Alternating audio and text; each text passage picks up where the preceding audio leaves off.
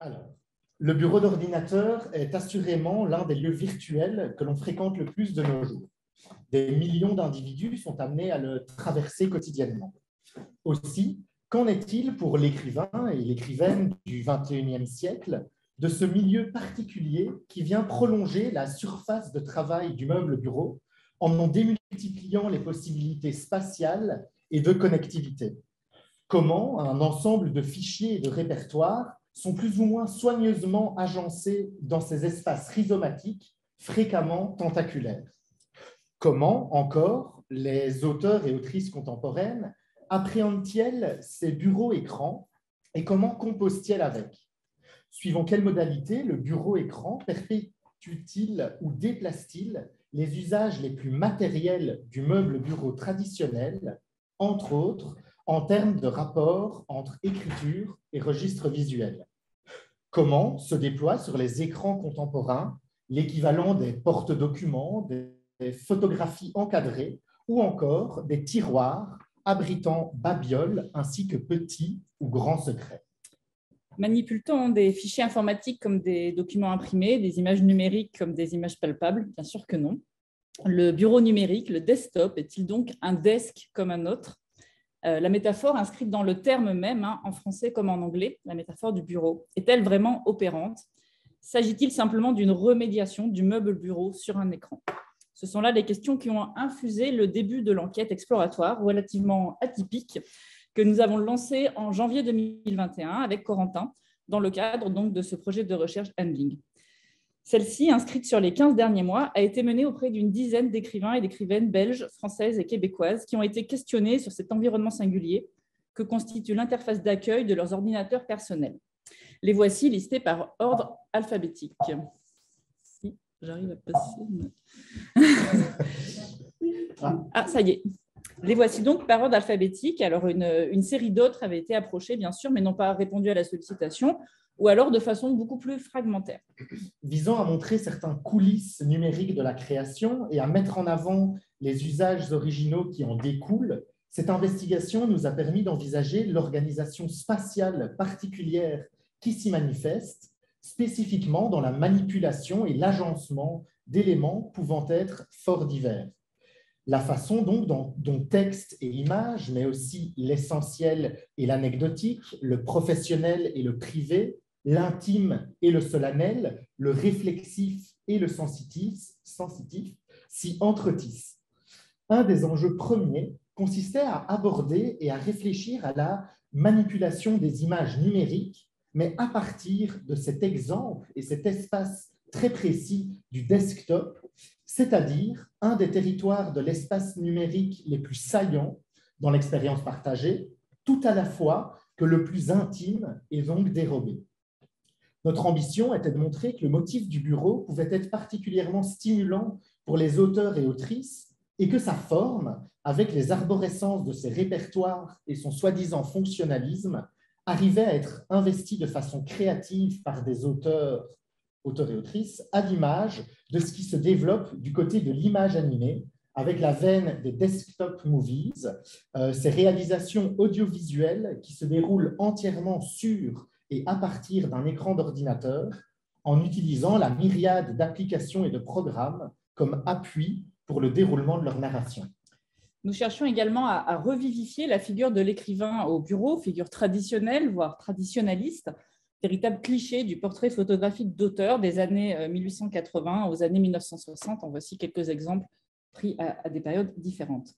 Le revivifier de façon à mettre en valeur ces lieux intermédiaux comme des lieux de la littérature en train de se faire. Il a donc été question de se pencher sur ce que les écrivains avaient à dire de leur bureau-écran pour mieux comprendre le rapport qui les lie à cet environnement de travail foncièrement hybride, multistrate et encore relativement peu questionné. Leurs apports à notre enquête se sont déclinés en une diversité de formes visuelles, mais aussi textuelles et filmiques que l'exposition en ligne qu'on présentera juste après avec Lisa Tronca permet d'arpenter. Pour l'heure, nous voudrions revenir sur cette enquête pour en tirer certaines perspectives critiques. Commençons par évoquer un élément méthodologique important, la manière dont a été opérée la sélection des auteurs et autrices contactés. Il nous importait en premier lieu de pouvoir sonder des écrivains émanant de 3 espaces distincts de la francophonie du Nord et appartenant à différentes générations. Nous avons fait attention à maintenir un équilibre entre les origines territoriales, avec le souci de ne pas proposer quelque chose de trop franco-centré, et un équilibre sur le plan du genre.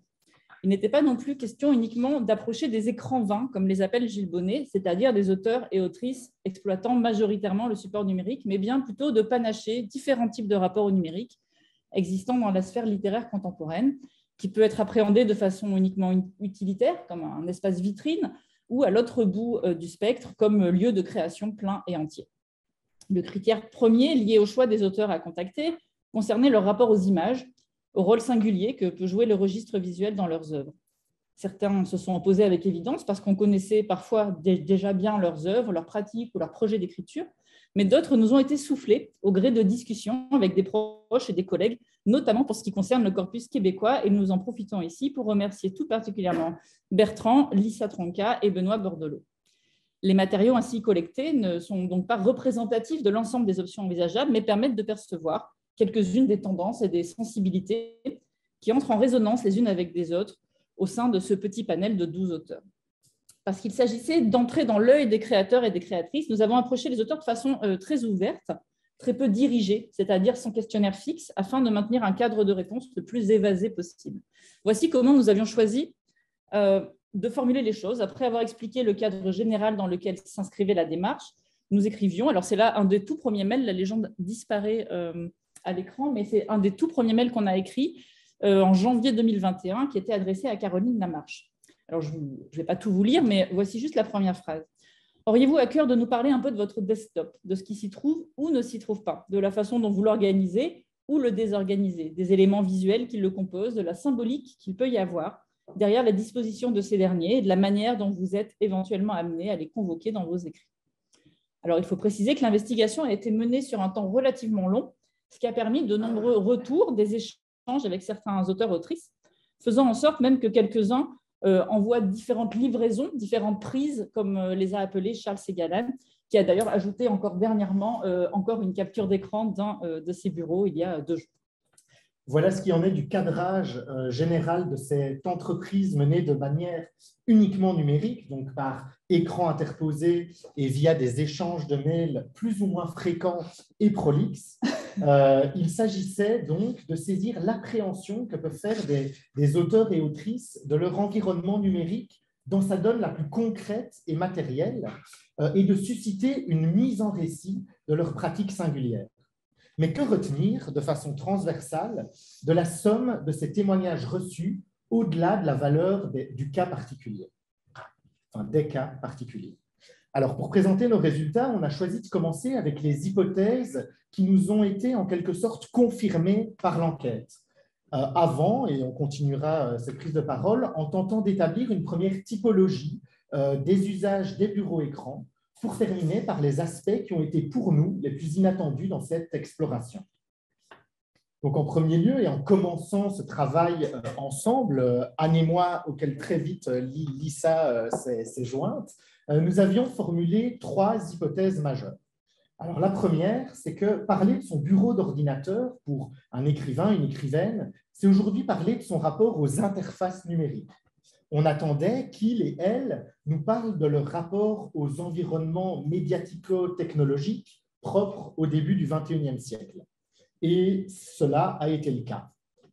Si certaines évoquent une adéquation, elles sont plus nombreux à parler d'inadéquation ou d'inadaptation, sans que l'on sache exactement si c'est la personne qui se sent inadaptée ou l'outil qui est inadapté à ce qu'il ou elle aimerait en faire. Deuxième hypothèse, parler de son bureau d'ordinateur, le commenter, le montrer, c'est aussi pour un écrivain, une écrivaine, parler de ses outils d'écriture, de son travail, de ses recettes, mais aussi de potentielles iconothèques, ce qui explique aussi la place de cette prise de parole dans le colloque. Il s'avère que cette enquête a permis d'ouvrir une brèche du côté des outils d'écriture innovants, au-delà du simple traitement de texte basique, et du côté des manières de travailler originales que ces outils rendent possibles. Troisième hypothèse, parler de son bureau écran pouvait être, pensions-nous, une façon de le mettre en avant, de lui faire jouer un rôle dans la persona de l'écrivain, l'écrivaine. Souvent peu destiné à être montré, on imaginait qu'il pouvait être mis en scène comme on peut disposer ses bibelots dans une bibliothèque ou des objets familiers sur sa table de travail. L'investigation menée a confirmé cela au-delà de nos attentes, puisqu'on a rencontré des bureaux écrans, parfois aménagés dans une mise en abîme aussi évidente que ludique, ou encore tout en diffraction à la façon d'un puzzle. Ces premiers postulats étant posés, abordons maintenant ce que l'enquête a apporté de neuf. En premier lieu, la notion qu'on a choisi de mettre en avant à travers ce mot composé de bureau-écran, qui a émergé en fait au fur et à mesure de l'enquête, au point de devenir le titre de l'exposition. Ce terme s'est imposé face à celui de desktop ou face à l'expression nouveau bureau d'écrivain qu'on imaginait au début du projet.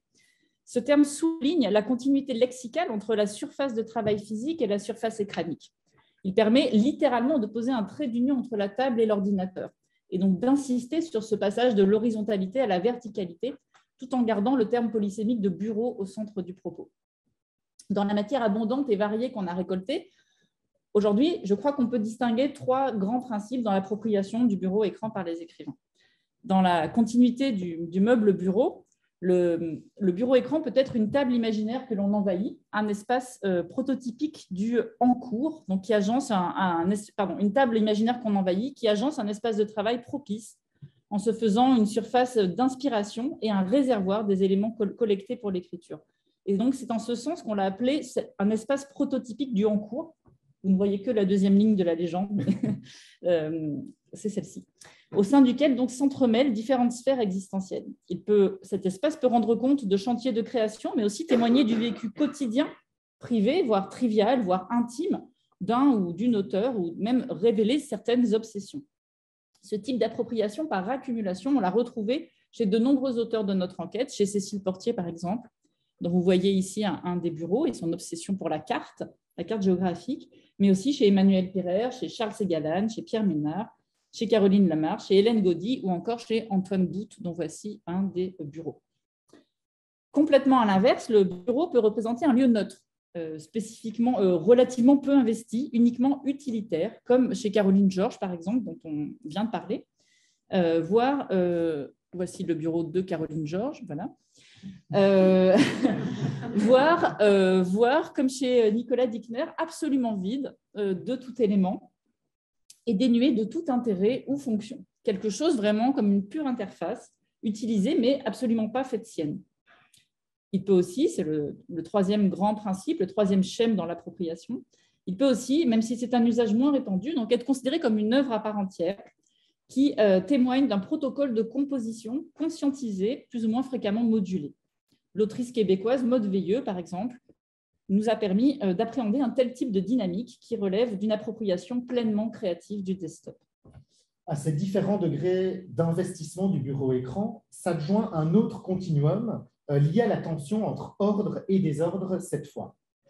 Le desktop peut de la sorte soit témoigner d'une certaine structuration et ordonnancement, comme chez Thomas Clair, Edgar Cosma et Caroline Georges, mais aussi chez Caroline Lamarche, Maude Veilleux ou Hélène Gaudy, dont vous voyez apparaître le bureau-écran, ou peut au contraire parfois représenter, et pour le dire avec les mots de Jean-Christophe Bailly, une immense et confuse dissémination d'éléments où toutes les trajectoires se dispersent et forment un inextricable réseau sans bord à la structure indéchiffrable.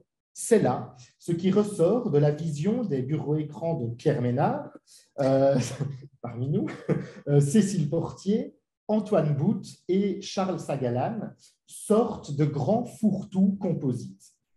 Dans un entre-deux difficilement qualifiable se situerait la pratique d'Emmanuel Pirer, qui semble entrelacer hasard et systématisme, à l'image de ses livres, qui, sous des faux airs de lieu d'organisation du monde et du réel, car elle dit vouloir arriver par ses créations à faire la part des choses, s'amuse, donc Pirer s'amuse surtout à battre en brèche toute logique de la case, de la catégorie, du compartimentage bien serré, bien rangé. Pour aller un cran plus loin, on pourrait distinguer l'organisation du desktop qui relève de la composition, sous-entendu par un allant esthétique plus ou moins appuyé, de celle qui relève de la disposition, uniquement envisagé sur une logique d'organisation pratique de l'espace. Enfin, étroitement lié à ce discours sur l'ordre et le désordre, on a fréquemment rencontré chez les auteurs et autrices interrogés un imaginaire du bureau-écran comme un horizon inatteignable, aporétique. Il n'est jamais ce qu'on aimerait qu'il soit, on le rêve autrement, on le fantasme. Plusieurs ont exprimé les choses en des termes hypothétiques. Si j'avais le temps de le ranger, si j'étais capable de mieux l'organiser, ou plus rigoureuse dans son organisation, voici comment j'aimerais qu'il soit. Cette conjecture sur le désordre, la profusion, le trop-plein, faisait partie de notre horizon d'attente en raison du fait que le desktop, le bureau-écran, n'est généralement pas un espace homogène, mais intègre, pour le dire avec les mots de Marcello Vitali Rossati, la multiplicité hétérogène des outils, plateformes, technologies, pratiques, dispositifs qu'on regroupe sous ce chapeau de numérique. Et elle a été pleinement rencontrée. Notre second horizon d'attente concernait la question de la prolifération visuelle qui n'a, pour sa part, pas été aussi massive et systématique que nous le projetions. Ce qui a été massif, en revanche, et qui mérite qu'on s'y attarde un petit peu, c'est le recours à la métaphore dans le discours des auteurs sur leur bureau. En effet, pour elles et pour eux, parler de son bureau, c'était forcément recourir à des images qui parfois se recoupaient. On retrouve par exemple cette idée de constellation ou celle de branche chez de nombreux auteurs, ou des métaphores qui appartenaient au même domaine. Par exemple, les métaphores organiques sont légion dans les témoignages qu'on a reçus. L'image de l'amibe, par exemple, qu'on trouve chez Caroline Lamarche. Nous avons dès le début entrepris de relever, de classer ces métaphores, alors dans un petit travail de carte mentale, bien amateur, mais qui a donné ceci. Et ce travail a notamment permis de mettre en avant le grand nombre de métaphores spatiales, portant plus spécifiquement le sème du seuil. On trouve cette image de la berge, par exemple, chez Sagalan, ou celle du hall d'entrée chez Maud Veilleux. Que faire en tant que chercheur de cette abondance de métaphores? Est-ce qu'il fallait les reformuler en un sens non imagé parmi d'autres images qui ont été convoquées par les auteurs? Dans la conception, en fait, une des réponses qu'on a apportées à cette question, c'est vraiment, avec le travail de commissariat qu'on a mené avec Lisa, c'est qu'on a choisi, dans la conception et l'aménagement, le développement de l'espace d'exposition en ligne, on a choisi de mettre en avant cette logique figurative et analogique en liant les entrées visuelles de chaque auteur vers leur page avec les métaphores qui étaient utilisées par leurs soins. La métaphore nous est donc apparue non pas seulement comme un matériau à analyser en tant que chercheur, mais comme une matière première et peut-être la meilleure façon d'expliquer un rapport à une interface technologique. Ce qui rejoint d'ailleurs certaines conclusions des travaux de Servan Monjour sur l'imaginaire de la révélation ou ceux d'Erika Vicky et Jean-Pierre Montier sur la métaphore photographique. Continuons en pointant les surprises qui ont émergé de cette investigation, car c'est ce qui nous permettra de faire ressortir les éléments saillants de conclusion. Alors, nous avons été surpris d'abord par l'investissement peu marqué du bureau, vide ou quasi vide, chez 3 auteurs sur les 12, et porté à son comble par Nicolas Dickner, qui affirme que le desktop est dépassé, ne sert en réalité à rien pour lui. Pour certains auteurs, certaines autrices, les questions relatives au desktop s'étaient déjà déplacées vers d'autres lieux ou supports, en particulier les sphères infonuagiques, que ce soit Dropbox, le cloud, des serveurs personnels ou institutionnels. Deuxièmement, c'est la perspective développée par Maud Veilleux du desktop comme création à part entière, et donc que vous avez pu voir précédemment, qui allait plus loin que tout ce à quoi on pouvait s'attendre en termes d'appropriation des interfaces informatiques. Il serait d'ailleurs intéressant d'essayer de collecter d'autres approches du même ordre, comme certains éléments glanés ici et là que nous avons choisi de présenter comme des appendices à l'enquête. On y reviendra avec Lisa. Dans cette perspective du bureau-écran qui devient œuvre en soi, il nous semble que cet objet interfaciel, assez anecdotique à première vue, peut ouvrir une réflexion quant au lien entre littérature et performance.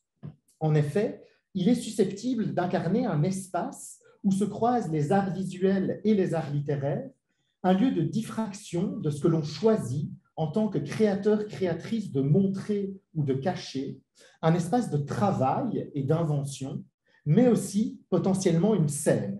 D'ailleurs, la pratique de Valérie Cordy, que nous aurons la chance d'entendre demain, l'atteste amplement. Plus encore, l'appropriabilité des supports qui caractérisent certains bureaux écrans nous a semblé participer d'une véritable mythologie individuelle.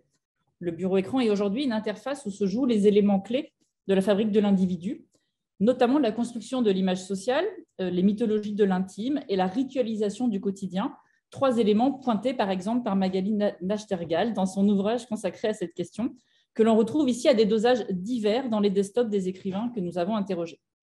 Il représente les lieux d'un certain archivage du soi, particulièrement marqué chez Charles Segalan, qui conçoit d'ailleurs l'entièreté de son œuvre sous la forme d'un musée-moi, c'est l'expression qu'il emploie. Chez Maud Veilleux aussi, dont tout le travail se situe dans une logique de l'extimité, mais également chez Edgar Cosma, dont les arborescences de son bureau de Dropbox, qu'il nous a fait visiter, contiennent l'intégralité de lui-même dans des dossiers bien rangés, correspondant à une pluralité des facettes de sa persona.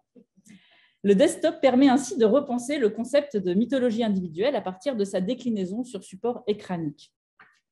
Alors, au-delà d'une typologie mettant en exergue des témoignages forcément singuliers et subjectifs, il nous semble possible, dans un dernier temps, de souligner les apports théoriques que ce travail nous permet d'envisager quant au bureau écran lui-même. Et on va s'en tenir à 2 pour la journée. Le bureau peut donner forme donc à la pensée et à des segments imaginaires de créateurs et créatrices, faisant le miroir de processus cognitifs généralement insaisissables. Il est alors un lieu à prendre en compte dans la démarche de création, ce que nous avons essayé de faire figurer dans une autre carte mentale. On pourrait ainsi qualifier le bureau écran de terrain pré-littéraire ou pré-poétique. Il constituerait l'un des seuils de l'activité littéraire, là où la dynamique de création peut prendre naissance. Ces supports écraniques représentent des surfaces qui cachent autant qu'elles montrent, qui se voient tous les jours, mais qui se font oublier. Et on renvoie ici aux travaux de Bertrand Gervais, de Sophie Marcotte, mais aussi de Philippe Hortel ou d'Emmanuel Aloha sur les cultures et les imaginaires de l'écran. De cette question du seuil et des environnements paratextuels en émergent d'autres, notamment quel type d'interface le bureau représente-t-il en miroir de la création? Peut-il y avoir une ou des spécificités de l'usage du bureau écran par les écrivains et les écrivains? Dans tous les cas, ce travail complètement exploratoire et plutôt expérimental, on le répète, comme on l'annonçait dès le début de notre prise de parole, mériterait d'être prolongé, poursuivi, affiné. Ces prolongements pourraient se faire autant dans une extension du corpus pris en compte, donc étendre les cas sondés, allonger, j'ai écrit n'importe quoi, allonger sa surface de contact, désolé, que dans un approfondissement et une prise en main herméneutocritique des cas mis en avant dans ce premier chantier qui pourrait aller, qui sait, vers une étude monographique entre bureau-écran et œuvre littéraire. Le deuxième grand point, c'est en tant qu'espace hétérogène marqué par une puissance processuelle, le bureau-écran induit de nouveaux gestes et de nouvelles pratiques par rapport à ceux et celles déjà connus, étudiés et répertoriés en contexte de création. Gestes et pratiques qui ouvrent, à l'instar de ce que Wilhelm Flusser a pu mettre en lumière quant à l'irruption des gestes de la vidéo dans la seconde moitié du XXe siècle, donc gestes qui ouvrent à de nouvelles façons d'être au monde, qui mettent au défi les catégories traditionnelles et qui en proposent de nouvelles qui ne sont pas encore forcément toutes déchiffrables et accessibles.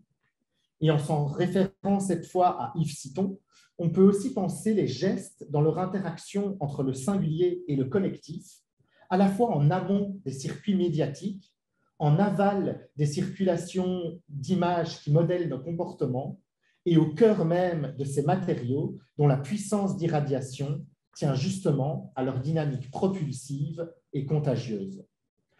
Finalement, lorsque l'on met en exergue la grande hétérogénéité des témoignages, la diversité des éléments comme des approches que nous avons reçus dans le cadre de notre enquête, c'est cette ressaisie créative à la De Certeau qu'il faut mettre en avant. On s'attendait à devoir constater à quel point les usages étaient lissés par les logiciels, la technologie que nous utilisons toutes et tous plus ou moins de la même manière. Or, il n'en est rien, ou en tout cas, on est loin de cet a priori. Le petit panel qu'on a pu rassembler par ce projet fait ressortir des usages personnels et créatifs dont la diversité a quelque chose de proprement réjouissant. Voilà. Merci. Merci beaucoup.